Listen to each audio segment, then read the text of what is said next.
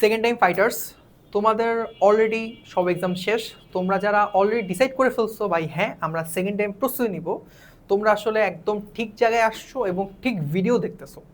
তোমাদের জন্য আমাদের অলরেডি একটা ডেডিকেটেড টেলিগ্রাম গ্রুপ আছে, সেটা হচ্ছে সেকেন্ড টাইম ফাইটার্স নামে, ফাইটার্স। সেইটার লিংক তোমাদেরকে আমরা ডিসক্রিপশনে দিয়ে দিব। সেখানে আমাদের অলরেডি অনেক মেম্বার জয়েন হয়েছে তোমাদের মতোই, যারা কিনা চাইতেছে যে খুব ভালো একটা প্রস্তুতি নিতে, তারা নিজেদের বেস্টটুকু দিতে। কিন্তু সবার মধ্যে একটা বিশাল সমস্যা ক্রিয়েট হয়েছে, সেটা হইতেছে ভাইয়া আমাদের কি মেইন বই পড়বো, মানে আমার মেইন বই কেন পড়বো, এই কোশ্চেনটা আমাকে অনেক করতেছো। ভাই মেইন বই কি পড়া লাগবে? আমরা যদি এই কোশ্চেন ব্যাংকটা পড়ি, লাইক XYZ কোশ্চেন ব্যাংক পড়ি, তাহলে কি আমাদের মেইন বই পড়া লাগবে? তোমাদের এই কোশ্চেনটা বেশি বেশি করে রিসেন্ট ডেজে আসতেছে, যখন আমরা ওদেরকে একটা সিলেবাস ওয়াইজ পড়তে দিচ্ছি যাতে এই সিলেবাসে তোমরা পড়াশোনা করো, তখন আর তারা আমাদের এই কোশ্চেনগুলো করতেছে। তো শুরুতেই আমি তোমাদের যদি বলি যে মেইন বই আমরা কেন পড়বো, এবং শেষে আমি একটু ডিটেলসে বলে দেবো কীভাবে তোমরা পড়বা। সো মেইন বইয়ের গুরুত্ব অপরিসীম, এটার আসলে তুমি কোনো কিছুর সাথে তুলনা করতে পারবে না। এটা তুমি কখনোই কোনো ওয়ান শট ক্লাস বা কোনো পিডিএফ বা কোনো লেকচার নোট, কোনো কিছুর সাথেই তুমি এই জিনিসটাকে তুলনা করতে পারবে না। কোনো কিছুর সাথে তুমি যদি সারাদিন ওয়ান শট ক্লাস দেখো, তুমি সারাদিন লেকচার নোট পড়ো, পিডিএফ পড়ো, বাট তুমি এই মেইন বইয়ের গুরুত্ব কখনোই ওইটার সাথে তুমি লেভেল ম্যাচ করতে পারো না। রিজন হচ্ছে একটা মেইন বইয়ে ইচ অ্যান্ড এভরিথিং খুব সুন্দর করে গুছানো থাকে, বেসিক থেকে একদম ধরো যে ম্যাথ সলভ, ফর্মুলা সেই ফর্মুলা গ্রাফ থাকে, সাথে দেখবা যে কিছু কাজ দেখে না যে অনুধাবনমূলক কিছু ছোট ছোট প্রশ্ন থাকে,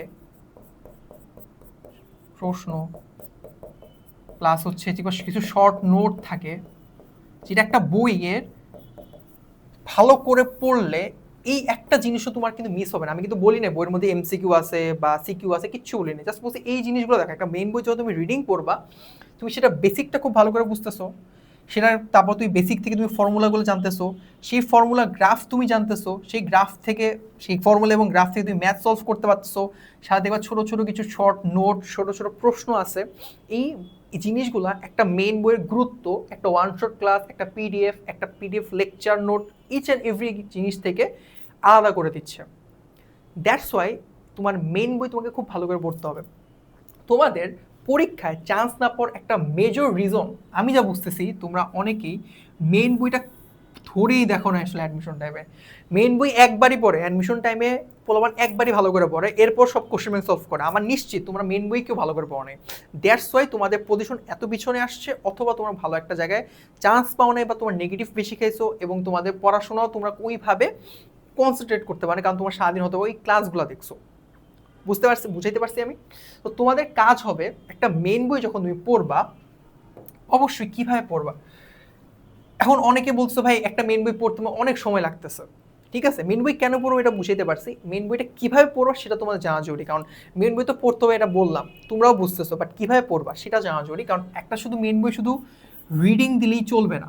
মেইন বইয়ের ফার্স্ট অফ অল তুমি যখন একটা বই ধরলা, তো একটা চ্যাপ্টার খুলে ধরো ভেক্টর খুললা, তুমি একটা চ্যাপ্টার খুললা, এই ভেক্টর চ্যাপ্টারের মধ্যে কি পড়া, ফার্স্টে তুমি দেখবা যে কি কি থিওরি অ্যান্ড ডেফিনেশন আছে। এখন এই ডেফিনেশন কিন্তু মুখস্থ করা কিছু নাই, কারণ ডেফিনেশন থেকে আসলে পরীক্ষায় কোশ্চেন কিছু আসে না। কিন্তু এই ডেফিনেশনটা যখন তুমি পড়বা, অবশ্যই তুমি থিওরিটা খুব ভালো করে বুঝবা অ্যাকচুয়ালি জিনিসটা বুঝাইতে চাইতেছে কি, সেই ডেফিনেশনটা ভালো করে পড়লা। সাথে এর সাথে দেখবা ছোটো ছোটো কিছু ইম্পর্টেন্ট বোল্ড করে কিছু লাইন দেওয়া আছে, বোল্ড করা লাইন আছে, যাদের বই একদমই দাগানো নেই তাদের জন্য বলতেছি, সবার জন্য গুরুত্বপূর্ণ। বোল্ড করা লাইন, সেই লাইনগুলো ভালো করে পড়বা। তারপর থিওরির সাথে দেখবা যে ওই টপিকের একটা ফর্মুলা আছে, সেই ফর্মুলার ছোট ডেরিভেশন আছে, ডেরিভেশনটা মুখস্থ করার কিছু নেই, জাস্ট একবার ভালো করে দেখো যে এই ফর্মুলাটা কিভাবে আসলে সলভ করা হয়েছে। রিজন এইটাই, যখন তুমি ধরো কিছু MCQ সলভ করো, গ্রাফ বেসড বলো, বা ধরো কিছু কনসেপচুয়াল কোশ্চেন থাকে, কিছু ডিফারেন্ট দেওয়া যে ফর্মুলা বেসড কোশ্চেন, সেগুলো কিন্তু ম্যাক্সিমামই ডেরিভেশন থেকেই ছোট ছোট পার্ট দিয়ে দেয়। সো আমরা এটা কোনোভাবে মিস করবো না। সো যার কারণে কি বললাম, ফর্মুলা পড়বা, সে ছোটো ছোটো ডেরিভেশন যা যা বই আছে সেগুলো একটু দেখবা, দেন ওই ফর্মুলা বেস গ্রাফ আঁকার চেষ্টা করবা, গ্রাফ আঁকবা। গ্রাফ যদি বইয়ে নাও থাকে তাও নিজে আঁকবা, এবং আমাদের যে গ্রুপ আছে সেই গ্রুপে দিবা যে ভাই এই ফর্মুলা গ্রাফটা কিরকম হয় আমার বলে দেন তো, আমরা তোমাদের সুন্দর মতো এঁকে দেখাই দিব, ঠিক আছে, এটা কোনো সমস্যা নেই। কিন্তু তুমি ওই ফর্মুলা গ্রাফ আঁকবা, ওই একটা গ্রাফ যখন তুমি শিখে ফেলবা না খুব ভালো করে, তখন তোমার ভাই এমসিকিউ বলো, তখন তোমার ভাই বলো যে ম্যাথ রিলেটেড যে কোশ্চেন্স বলো, রিলেট তুমি কোনো কিছু দিয়ে আটকাবা না, কারণ তুমি যখন গ্রাফটা বুঝছো মিনস তুমি ফর্মুলাটা খুব ভালো করে বুঝে গেছো, তুমি ফর্মুলাটা মুখস্থ করো নাই, তুমি ফর্মুলাটা মুখস্থ করো নাই, খুব ভালো করে বুঝে গেছো জিনিসটা, তুমি ফর্মুলা তুমি কখনোই ভুলবা না, কখনো না, ঠিক আছে। এরপর ওই টপিকের ম্যাথ করবা, প্রতিটা ম্যাথ, প্রতিটা ম্যাথ, প্রতিটা ম্যাথ। যদি তুমি ভার্সিটি প্রিপারেশন নাও অবশ্যই তোমাকে হাতে করতে হবে, হাতে, ঠিক আছে, অবশ্যই তোমাকে খালি হাতে ক্যালকুলেটর নিবা না, হাতে করবা। যদি তুমি সাস্টের জন্য প্রিপারেশন নাও অবশ্যই তুমি ক্যালকুলেটর একবার হাতে করা, পরে এটা দেখো ক্যালকুলেটর কত ফাস্ট করতে পারো, ঠিক আছে, এটা করবা। তাহলে কি হইলো, তুমি ম্যাথ তো শিখতেছো, হাতে করতেছো, মানে কিন্তু ভার্সিটির জন্য খুব ভালো প্রিপারেশন নিয়ে করতে পারতেছো। এবং তখন একটা টাইম সেট করো যে আচ্ছা আমার হাতে সময় আছে 35 সেকেন্ড, আমাকে 2টা ম্যাথ 3টা ম্যাথ সলভ করতে 35 × 3, আমার এত সেকেন্ডের মধ্যে আমি 3টা ম্যাথ সলভ করতে হবে। দেখো পারো কিনা, পারবা না আমি জানি পারবা না, শুধু তো অবশ্যই পারবা না, তোমার প্রতিটা ম্যাথের জন্য লাগবে 1 মিনিট লাগতেছে, 1.5 মিনিট লাগতেছে, লাগুক, কিন্তু দেখবা যে করতে করতে করতে করতে এক সময় তুমি ইজিলি এটা অ্যাচিভ করতে পারবা। কারণ তুমি যদি নিজের ব্রেনকে সে প্রেশার ক্রিয়েট না করতে পারো, প্রেশার ফিল করতে না পারো, তুমি কখনোই এটা পারবা না।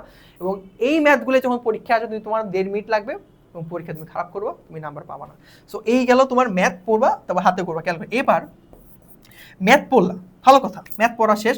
এবার ওই বইয়ের তুমি ধরো যে শেষে সার সংক্ষেপ আছে, সার সংক্ষেপ আছে, একটা বইয়ে দেখবা শেষে সার সংক্ষেপ দেওয়া আছে, অনেকগুলো লাইন, 40 থেকে 50টা লাইন দেওয়া থাকে, 50টা লাইন দেওয়া থাকে, যে লাইনের মধ্যে টপিকগুলো ইম্পর্টেন্ট টপিকসগুলো আবার একটা ওভারভিউ করে। আমরা সেটা মাস্ট পড়বো, যারা মেডিকেল প্রিপারেশন অবশ্যই, যারা কোচিং মেডিকেলের কোচিংগুলো করো অবশ্যই সেখানে বলে দেয় না যেটা ওই যে ফিজিক্স বইয়ের শেষের মধ্যে যে সার সংক্ষেপগুলো আছে, এই যে সেগুলো মাস্ট পড়বা, কারণ এখান থেকে এমসিকিউ আসে। সো যারা ভার্সিটি প্রিপারেশন নিচ্ছ, যারা ধরো ইঞ্জিনিয়ারিং প্রস্তুতি নিবা, সেখানেও দেখবা যে এমন এমন কিছু গ্রাফ আছে, এমন এমন কিছু ইনফো আছে যেটা কিনা তোমার মেন বই তুমি হয়তো পড়ছো খেয়াল করনে, অথবা ওইভাবে ডিটেলসে বলা নাই, তখন তুমি সার সংক্ষেপগুলো পড়ে ফেললে তোমার কিন্তু ইজিলি ওই টপিকটা ক্লিয়ার হয়ে গেল। এরপর তুমি কি পড়বা, এরপর তুমি পড়বা হচ্ছে হলো এই তো তোমার মেন বই হইলো, মেন বই ধরো আর কিছু জিনিস টপিক থাকে, সে হচ্ছে এমসিকিউ থাকে, এমসিকিউ থাকে। দেখো এমসিকিউ সব এমসিকিউ পড়বো ভাই না, সব এমসিকিউ পড়বো না, আমি দেখবো যে গ্রাফ বেসড এমসিকিউগুলো কি আছে, সাথে হচ্ছে হলো ম্যাথ বেসড যে এমসিকিউগুলো আছে, আমাদের থিওরি এমসিকিউ দরকার নেই, ম্যাথ বেসড আর গ্রাফ বেসড এমসিকিউগুলো একটু বই থেকে দেখবো। ফিজিক্স বা অনেক এমসিকিউ আছে, আমাদের এত এমসিকিউ দরকার নেই, গ্রাফ আর ম্যাথ বেসড আপাতত এমসিকিউগুলো দেখলেই হয়ে যাচ্ছে। ওকে, এরা গেল তোমার মেন বই পড়া। এবার মেন বই যে পড়ে ফেললা, এবার একটু কিছু জিনিস অ্যাড করে দিই। মেন বই পড়ার পর তুমি পড়ো হচ্ছে হলো কোশ্চেন ব্যাংক, কোশ্চেন ব্যাংকে যাবা। কোশ্চেন ব্যাংক তুমি যে কোনো কোশ্চেন ব্যাংক, তোমার যে প্রিভিয়াস এর যে কোশ্চেন ব্যাংক আছে সেই কোশ্চেন ব্যাংক পড়লে হবে, তোমাকে নতুন কোশ্চেন ব্যাংক কিনা লাগবে না, কোনো দরকার নেই কোশ্চেন ব্যাংক কিনার, কারণ প্রিভিয়াস এর কোশ্চেন জাস্ট নতুন বছরের জাস্ট কোশ্চেনগুলো অ্যাড হয়, দরকার নেই, জাস্ট প্রিভিয়াস এর কোশ্চেন ব্যাংকগুলোই পড়ো। সেইখানে তুমি কি করবা, ওই টপিকটা ওই চ্যাপ্টারটার একটা সার্টেন ছোট একটা এক্সাম দাও, 10 মিনিট একটা এক্সাম দিবা। এক্সাম থেকে কীভাবে, 10 মিনিট তুমি 20টা এমসিকিউ সলভ করো, 20টা এমসিকিউ সলভ করে একটা এক্সাম দিবা। তাহলে কি হইলো, ওই চ্যাপ্টারটা তোমার ভালো করে ক্লিয়ার হলো। এভাবে তুমি প্রত্যেকটা ধরো 10 মিনিটে 20টা এমসিকিউ সলভ করে বাকিগুলো তুমি নর্মাল সলভ দিলাম, বাকি এমসিকিউগুলো তুমি নর্মাল সলভ দিলাম, একদম দেখে দেখে পারতেছো কিনা। যে এমসিকিউগুলো তুমি পারবা না অবশ্যই সেটাকে মার্ক করবা, অবশ্যই সেটাকে মার্ক করবা, মার্ক করে এমন একটা মার্ক দিবা অথবা একটা টিক দিবা যে আচ্ছা এই এমসিকিউগুলো আমি পারি নাই। সেটা যদি তুমি প্রবলেম ফেস করো সেটা আমাদের গ্রুপে দিয়ে দিবা, আমরা সলভ করে দিব। এছাড়া তোমার মার্ক করে এমসিকিউগুলো তখন তুমি আবার এই চ্যাপ্টার রিভাইজ দিয়ে যাবা, সেমভাবে রিভাইজ দিয়ে যাবা, তখন তোমার কিন্তু ইজিলি এই এমসিকিউগুলো দেখলেই মনে পড়ো আচ্ছা ঠিক আছে এটা এমনে সলভ করে, এভাবে সলভ করে, তখন কিন্তু ইজিলি তোমার প্রিপারেশনটা একটা কমপ্লিট প্রিপারেশন হবে, কমপ্লিট প্রিপারেশন হবে।